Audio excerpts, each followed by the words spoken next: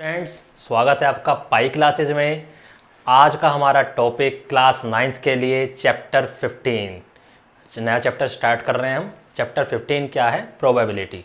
हिंदी में बोलेंगे तो प्रायिकता। तो प्रोबेबिलिटी होती क्या है हमारी? देखो, प्रोबेबिलिटी वर्ड तो तुमने कम पढ़ा होगा, कम सुनने में आता होगा, लेकिन चांसेस चांसेस तुमने बहुत सुना होगा। चांसेस को हिंदी में क्या कहते हैं? संभावना।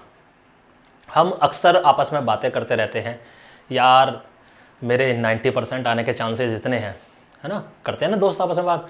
या जो हमारे बड़े बूढ़े होते हैं, देखो जो समाचारों में वेदर रिपोर्ट देते हैं वो तो इंस्ट्रूमेंट्स की हेल्प से देते हैं, ठीक है? उनसे जो कैलकुलेशन आती है वो तो उसकी हेल्प से देते हैं, लेकिन वो भी 100% श्योरिटी नहीं देते कि वो कहते हैं कल भारी बारिश होने की संभावना, दिल्ली में इस तारीख और इस तारीख को भारी बारिश होने की संभावना। और भारी बारिश हो भी सकती है और नहीं भी, ठीक है, दोनों ही। लेकिन जो हमारे बड़े बूढ़े होते हैं वो क्या करते हैं, वो बादल वगैरह देख के बताते हैं कि बारिश होगी, इतने % चांसेस है बारिश होने के या नहीं। वो बादलों को पहचान लेते हैं, बारिश वाले बादल हमारे कौन से होते हैं। तो इसी चीज़ को हम कहते हैं संभावना। और जैसे मैच होता है, अब मैच में कोई प्लेयर जम गए, ठीक है, तो लगता है कि हाँ जी इन बच्चे अच्छे स्कोर कर रहे हैं, भाई इस टीम के जीतने के चांसेस ज़्यादा हैं। एकदम से आउट हो जाते हैं, एकदम से पासा पलट जाता है कि भाई वो चांसेस जो ज़्यादा थे वो कम होते चले जाते हैं। या हम बात कर रहे हैं क्या, तो भाई विराट कोहली शतक मारेगा, इसके चांसेस कितने हैं। तो ये हम आपस में एक आइडिया लगाते हैं किसी चीज़ के होने या ना होने की, ठीक है। तो ये चीज़ हम आपस में बातें करते रहते हैं, खूब बातें करते हैं, और इसी से रिलेटेड है हमारा प्रोबेबिलिटी। प्रोबेबिलिटी कुछ नया नहीं है, इसको हम डेली लाइफ में करते रहते हैं। डेली लाइफ के अभी जब एग्जाम्पल्स आते रहेंगे तो तुम्हें पता चलेगा ये भी प्रोबेबिलिटी है। तो प्रोबेबिलिटी क्या है? Probability is nothing. प्रोबेबिलिटी का दूसरा नाम हम चांसेस कह सकते हैं, जिसको हम कॉमनली यूज करते हैं। और साइंस ऑफ चांसेस, जो विज्ञान है, इन संभावनाओं का जो विज्ञान है, उसी को हम क्या बोलते हैं? प्रोबेबिलिटी। ठीक है, आया समझ में? अब प्रोबेबिलिटी जो चांसेस है ये कहाँ से उदय हुई? गैम्बलिंग से, जुए से, ठीक है ना। अब जुआ तो पहले भी खेलते थे लोग, अब लोगों ने तरीके निकाले कि भाई कुछ ऐसा तरीका अपनाया जाए कि ज़्यादातर मैं ही जीतूँ या हमेशा मैं ही जीतूँ, ठीक है, नए नए तरीके। तो उसी से इसका उदय हुआ प्रोबेबिलिटी का या चांसेस का। अब इसमें क्या होता है, ये जो चांसेस हैं यानी किसी चीज़ के होने ना होने की, यानी श्योरिटी की या अनश्योरिटी की, इसका मेजरमेंट मैथमेटिकल वे में रिप्रेजेंट करना, डेट इज प्रोबेबिलिटी। ये जो हम संभावनाएं करते हैं ना कि भाई बारिश के 90% चांसेस हैं, ठीक है, बारिश ना होने के 10% चांसेस है। 90% का मतलब क्या होगा? 90/100 यानी 9/10। तो उस चांसेस को मैथमेटिकल वे में एक्सप्रेस करना, वही हमारा प्रोबेबिलिटी होता है, ठीक। अब देखो इसमें जो जो टर्म्स हमारी यूज होती हैं, इसे करने से पहले हम उसको करेंगे। सबसे पहले देखो, तुमने साइंस में एक्सपेरिमेंट्स करे होंगे, उनको हम डिस्क्रिमिनेंट एक्सपेरिमेंट्स बोलते हैं। एक्सपेरिमेंट जैसे अगर लिटमस पेपर को एसिड में डालोगे तो क्या होगा? रेड। उसका रिजल्ट तुम्हारे को क्लियर है, फिक्स रिजल्ट है उसका कि एसिड में डालेंगे तो क्या होगा? रेड। और बेस में डालेंगे तो क्या होगा? ब्लू। फिक्स है उसका रिजल्ट, हमेशा यही होना है। तुम उस एक्सपेरिमेंट को इंडिया में कर लो, रसिया में कर लो, इंग्लैंड में कर लो, अमेरिका में कर लो, या किसी दूसरे ग्रह पर कर लो, चांद वगैरह उस पर जाके, वीनस या जो भी मंगल ग्रह, कहीं भी जाके कर लो, वो भैया उसे रेड ही करेगा। तो ये होता है हमारा एक्सपेरिमेंट या डिस्क्रिमिनेंट एक्सपेरिमेंट। लेकिन जो यहां यूज होगा हमारा, वो होगा रैंडम एक्सपेरिमेंट। रैंडम एक्सपेरिमेंट क्या होते हैं? रैंडम एक्सपेरिमेंट वो एक्सपेरिमेंट होते हैं जिसके एक से ज्यादा पॉसिबल रिजल्ट होते हैं, ठीक है, यानी उसका रिजल्ट हमेशा फिक्स नहीं रहेगा, उसके एक से ज़्यादा रिजल्ट होते हैं। जैसे उसका तो रिजल्ट एक ही था कि भाई एसिड में डुबोएंगे तो रेड आना ही आना है, एक ही रिजल्ट है, दूसरा कोई रिजल्ट उसका पॉसिबल नहीं है किसी भी कीमत पर और किसी भी कंडीशन में। रैंडम एक्सपेरिमेंट में एक से ज़्यादा रिजल्ट हमारे हो सकते हैं। फॉर एग्जाम्पल, हमने एक कॉइन को उछाला, ठीक है, कॉइन को उछालोगे क्या आएगा? हेड भी आ सकता है, टेल भी आ सकता है। अब हमेशा हेड नहीं आ सकता और हमेशा टेल नहीं आ सकता। फिल्मों में आ जाते हैं और सिक्का भी खड़ा कर देते हैं, दोनों तरफ हेड होते हैं, दोनों तरफ टेल होते हैं। तो कुछ बच्चे क्वेश्चन करते हैं जी खड़ा हो गया तो, ये बेवकूफ़ी के क्वेश्चन मत सोचा करो, अपने माइंड को सही डायरेक्शन में लगाया करो। तो अगर हमने कॉइन उछाला तो उसके कितने रिजल्ट हैं? हेड या टेल। हमेशा हेड नहीं आ सकता और हमेशा टेल नहीं आ सकता। तो इस टाइप के एक्सपेरिमेंट को हम बोलते हैं रैंडम एक्सपेरिमेंट। ऐसे जो लूडो खेलने वाली जो डाइस है उसको उछालोगे तो क्या आएगा 1 2 3 4 5 6, इसमें से कोई सा भी नंबर आ सकता है, तो उसके भी रिजल्ट एक से ज़्यादा हैं। ठीक है, और ये जो इसके रिजल्ट आ रहे हैं ये इनको हम बोलते हैं आउटकम। ये जो रिजल्ट आया है ये एक आउटकम है, ये दूसरा आउटकम है, इसके कितने आउटकम है 6 आउटकम्स हैं। ठीक है, तो यही जो नंबर निकल के आ रहे हैं इनको बोलेंगे आउटकम, और ये जो हम कर रहे हैं यानी डाइस को हमने फेंका वो है हमारा रैंडम एक्सपेरिमेंट। क्या हमेशा 6 आ सकता है? नो, किसी भी कीमत पे नहीं आ सकता। जब तक उसमें सारी तरफ 6 ना हो तो आ ही नहीं सकता। तो इसके एक रिजल्ट ना होकर यानी एक आउटकम ना होकर कुछ पॉसिबल आउटकम्स होते हैं। ठीक है, अब बनता है हमारा सैंपल स्पेस। सैंपल स्पेस कुछ भी नहीं है, ये जितने भी रैंडम एक्सपेरिमेंट के जो रिजल्ट हैं इनको कलेक्ट कर लो। जैसे HOT आया, इसको कलेक्ट कर लो, ये हमारा सैंपल स्पेस हो गया। इसको कलेक्ट कर लो, ये क्या आया हमारा सैंपल स्पेस हो गया। ठीक है, जितने भी रैंडम एक्सपेरिमेंट के पॉसिबल आउटकम हैं उन सबको कलेक्ट करके एक सेट बना लो, वो हमारा सैंपल स्पेस होता है। इसके बाद आता है भाई इवेंट। इवेंट को हम क्या बोलेंगे? घटना। ये सबसे जरूरी है। हमारे पास दो ही चीज जरूरी है, सैंपल स्पेस। सैंपल स्पेस में क्या है? जो भी वहां पर एक्सपेरिमेंट करा जा रहा है उसके कितने पॉसिबल आउटकम है वो हमें सैंपल स्पेस से पता चलता है, या रैंडम एक्सपेरिमेंट के जितने भी है। और एक होता है घटना, एक ये वैल्यू पता होनी चाहिए, एक ये वैल्यू, बस इन दोनों का पता होना चाहिए और हम प्रोबेबिलिटी देखो फाइंड आउट कर लेंगे। तो इवेंट क्या होती है? इवेंट क्या है? इस रैंडम एक्सपेरिमेंट में हम एक कंडीशन लगा देते हैं। जैसे हमने डाइस फेंकी, वो तो हो गया रैंडम एक्सपेरिमेंट। अब हमने कंडीशन लगा दी कि 3 से बड़ा नंबर आना चाहिए। तो 3 से बड़ा अगर नंबर आना चाहिए तो कौन कौन से नंबर आने चाहिए? 4, 5 और 6। तो इसके अंदर कितनी वैल्यू आ गई? 3, क्योंकि हमने इवेंट क्या माना है? 3 से बड़ा नंबर। एक हमने कंडीशन इसमें लगा दी है कि 4, 5, 6। तो देखो, एक तो होता है total number of possible outcomes, वो कहाँ से निकल के आते हैं? सैंपल स्पेस से। हमने डाइस फेंकी, 6 कुछ भी आ सकते हैं। एक होता है इवेंट, हमने इवेंट क्या ले लिया कि भाई 3 से बड़ा नंबर आना चाहिए, तो इसमें कितने आए? तो ये हमेशा इससे छोटा ही होता है, या इस पे इक्वल हो सकता है, या हो सकता है इसमें एक भी वैल्यू ना आए। कैसे? अब इवेंट भी दो तरह के होते हैं, एक होता है श्योर इवेंट, एक होता है अनश्योर इवेंट। श्योर इवेंट जो होना ही होना है, जैसे इसी में मैं कंडीशन लगा देता हूं कि अगर हम डाई फेंकते हैं तो 7 से छोटा नंबर आना चाहिए भाई। अब कुछ भी फेंक लो, 1 से 6 तक ही आएगा, तो 7 से छोटा ही हुआ तो हो गया वो श्योर इवेंट। ठीक है, कि भाई 7 से छोटा ही नंबर आना चाहिए, तो ये हमारा श्योर इवेंट। और जो श्योर इवेंट होता है उसकी प्रोबेबिलिटी होती है 1। ओके, क्योंकि उसमें सारे वैल्यू देखो, यहाँ पर भी सारी वैल्यू, ये अगर मैं कहूँ 7 से छोटा नंबर तो क्या वैल्यू जाएंगी? इसमें सारी आ जाएंगी 1 2 3 4 5 6। तो अगर सैंपल स्पेस की सारी वैल्यूज इवेंट के अंदर आ जाएं तो उसको हम बोलते हैं श्योर इवेंट, और उसकी प्रोबेबिलिटी हमेशा 1 होती है। एक होता है अनश्योर, यानी होएगा ही नहीं, जिसके प्रोबेबिलिटी ना होने के चांसेस होते हैं 100% की, होना ही नहीं है। जैसे गेटिंग इन, हमने एक डाई फेंकी, getting a number more than 6 आ सकता है? कभी भी नहीं आ सकता, ये इम्पॉसिबल इवेंट है। अनश्योर का, या इसको हम दूसरा नाम देते हैं पॉसिबल इवेंट और इम्पॉसिबल इवेंट। ठीक है, इसको हम इम्पॉसिबल इवेंट कहेंगे तो ज़्यादा अच्छा वर्ड आएगा। तो इम्पॉसिबल इवेंट यानी जो पॉसिबल ही नहीं है, जो इवेंट हमारा पॉसिबल ही नहीं है वो इवेंट इम्पॉसिबल होता है। जैसे getting a number more than 6 not possible. और तो इसमें क्या आएगी? कौन सी वैल्यू आएगी? कुछ भी नहीं आएगी, और कुछ भी नहीं आएगी तो प्रोबेबिलिटी क्या हो जाएगी? 0। ठीक है, तो अब यहां से हमारे पास निकल के आता है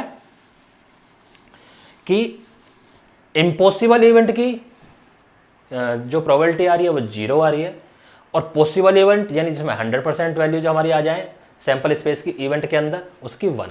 तो इससे हमारे पास निकल के आता है कि प्रोबेबिलिटी हमेशा 0 से 1 के बीच में ही आएगी। ओके, जो प्रोबेबिलिटी है उसे हम P से डिनोट करेंगे, वो हमेशा 0 से 1 के बीच में आएगी। 0 किसकी होगी? इम्पॉसिबल इवेंट की। 1 किसकी होगी? श्योर इवेंट की, जो होना ही होना है। बाकी इवेंट बीच के होते हैं जिसमें हम कंडीशन लगा देते हैं। ठीक है, ये इस टाइप से।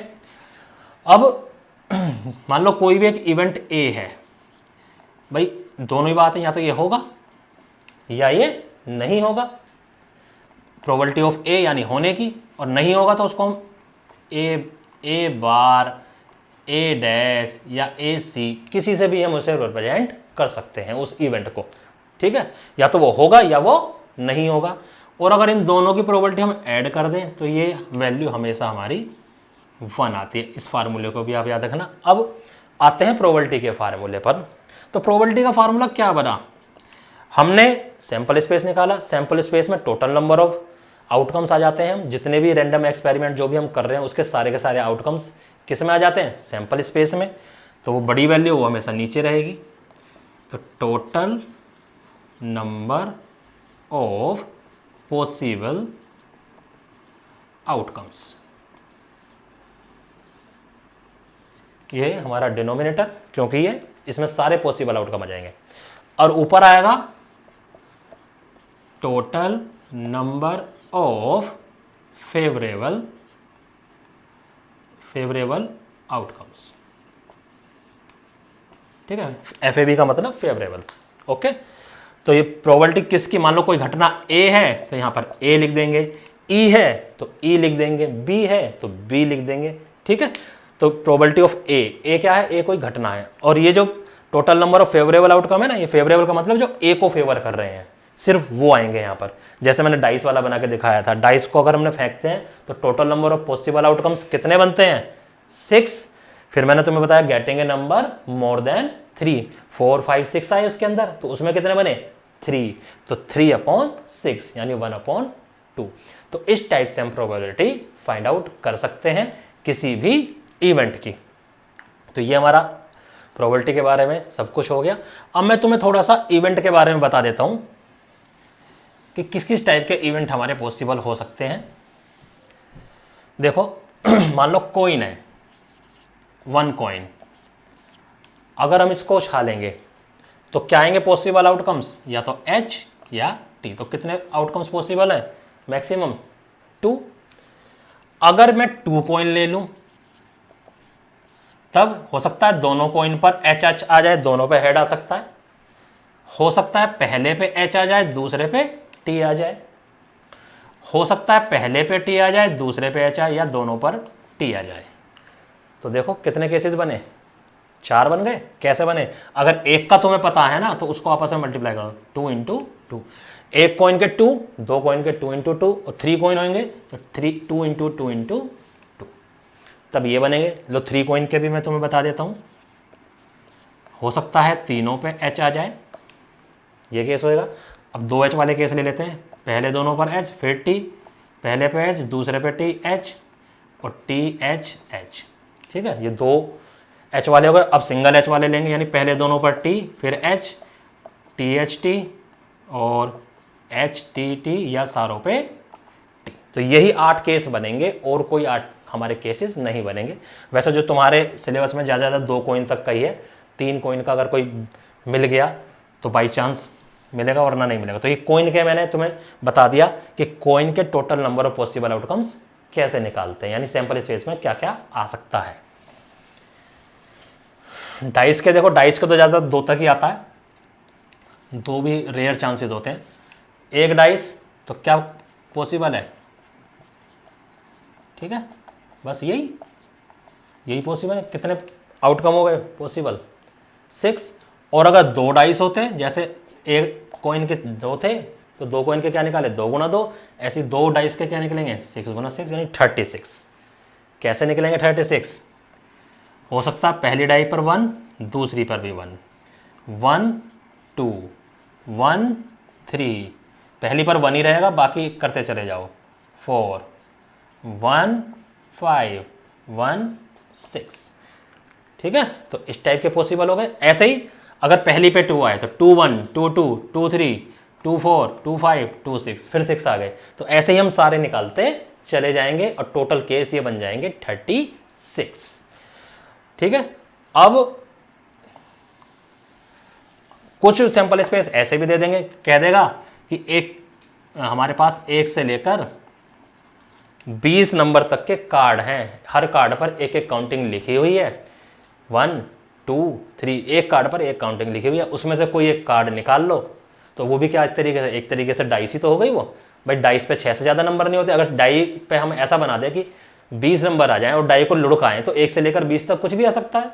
इसी टाइप से जब 1 से लेकर 20 कार्ड हैं, हमने बिना देखे उसमें से एक कार्ड निकाल लिया, तो 1 2 3 एंड सो ऑन 20 तक कुछ भी आ सकता है। तो यहाँ पर total number of possible outcome कितने हो गए? 20, क्योंकि उन 20 में से कुछ भी आ सकता है। ये total number of possible outcome निकालना जरूर सीख लो, क्योंकि इवेंट जो होता है वो तो इससे छोटा ही होगा। वो कुछ ना कुछ कंडीशन, इसी में कुछ ना कुछ कंडीशन लगा देते हैं तो उसी से निकल के आता है। ठीक है, अब आता है एक कार्ड्स के ऊपर। कार्ड्स जो प्लेइंग कार्ड्स होते हैं, ताश बोलते हैं हम जिनको, कितने होते हैं? वो 52 होते हैं। इसको ध्यान से समझ लो। अब 52 को हम कैसे डिवाइड कर देते हैं? 26 और 26। कैसे करा हमने ये?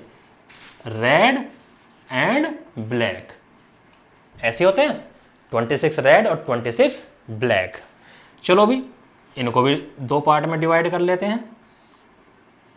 अब रेड में कौन कौन से होते हैं? एक तो हार्ट वाला जिसको हम पान बोलते हैं, कैसा होता है वो? ऐसी शेप होती है ना। एक होता है डायमंड जिसको हिंदी में ईंट बोलते हैं, वो कैसा होगा? वो थोड़ा सा ऐसे बना हुआ होगा, ये शेप होती है। ये दोनों रेड होते हैं। एक होता है स्पेड नहीं सॉरी, हाँ स्पेड होता है जिसको हम हिंदी में क्या बोलते हैं? हुकुम। वो कैसा बना होता है? एक जैसे लीफ होती है ना, इस टाइप का। इसको उल्टा सीधा कैसे भी कर लो। एक होता है क्लब हिंदी में बोलेंगे उसको हम चिड़ी। वो इस टाइप का होता है। ताश तो मुझे लगता है सभी बच्चों ने देख रखे होंगे, लेकिन उनको प्रोबेबिलिटी में भी यूज करते हैं, ये आज तुम्हें पता चल रहा है। यानी प्रोबेबिलिटी ताश से भी रिलेटेड है। अब देखो ये भी कैसे होते हैं? 13, ये भी 13, सब 13 होते हैं ना। इसमें भी एक किंग होता है, इसमें भी होता है, इसमें भी होता है, इसमें भी होता है। यानी हर तरह के 4 पत्ते होते हैं 1 से 13 तक। 4 इक्के, 4 दुग्गी, 4 3, 4 चौगी, इसी टाइप से होते हैं। तो क्वीन भी सब में होती है और जैक ये भी सब में होता है, और एसिस यानी इक्के। तो देखो यहां से हमें पता चल रहा है हर तरह के पत्ते 2 रेड होते हैं और 2 ही क्या होते हैं हमारे पास? ब्लैक। किंग भी 2 ब्लैक, 2 रेड, क्वीन भी ऐसे ही। तो हर तरह के पत्ते हमारे पास 4 होते हैं। अब क्वेश्चन कैसे आएगा कि हमने एक ताश की गड्डी में से पत्ता निकाला, तो अब 52 पत्ते होते हैं। 52 पत्तों में से तुमने बिना देखे एक पत्ता निकाल लिया, कितने निकलेंगे? कितने चांसेस हो गए? 52। उन 52 में से कोई सा भी पत्ता आ सकता है। तो total number of possible outcome वहां पे कितने बन गए? 52। बाकी इवेंट तो जो भी कंडीशन लगा के दे रहा होगा वो हम एग्जाम्पल में हम उसको कर लेंगे। तो इसी टाइप के हमारे कुछ ये होते हैं सैंपल स्पेस वगैरह। उम्मीद करता हूँ ये सारे तुम्हें आज समझ में आ गए होंगे। ये इंट्रोडक्शन था हमारा प्रोबेबिलिटी का। जब तक ये इंट्रोडक्शन वीडियो नहीं देखेगा कोई, उसको एक्सरसाइज या एग्जाम्पल समझ में नहीं आने वाले। एक ही एक्सरसाइज है, जितने एग्जाम्पल्स हैं लगभग उतने ही एक्सरसाइज में क्वेश्चन है, इसलिए हम एग्जाम्पल्स करेंगे और सारे क्वेश्चंस एग्जाम्पल जैसे ही हैं। कोई एक आधा क्वेश्चन अगर अलग होगा तो मैं उसको डिस्कस कर लूँगा। नेक्स्ट वीडियो में इस चैप्टर को हम कंप्लीट कर लेंगे। उम्मीद करता हूँ ये सारी टर्म्स तुम्हें अच्छे से समझ में आ गई हूँ। फिर भी ना समझ में आई हो तो इस वीडियो को 2-3 बार रिपीट कर आप देख सकते हो। तो अब आपको हमारी वीडियो को लाइक करो, शेयर करो, सब्सक्राइब करो, अपने सगे संबंधियों को इसके बारे में बताओ, चैनल के बारे में, ताकि वो भी लाभान्वित हो सकें। धन्यवाद।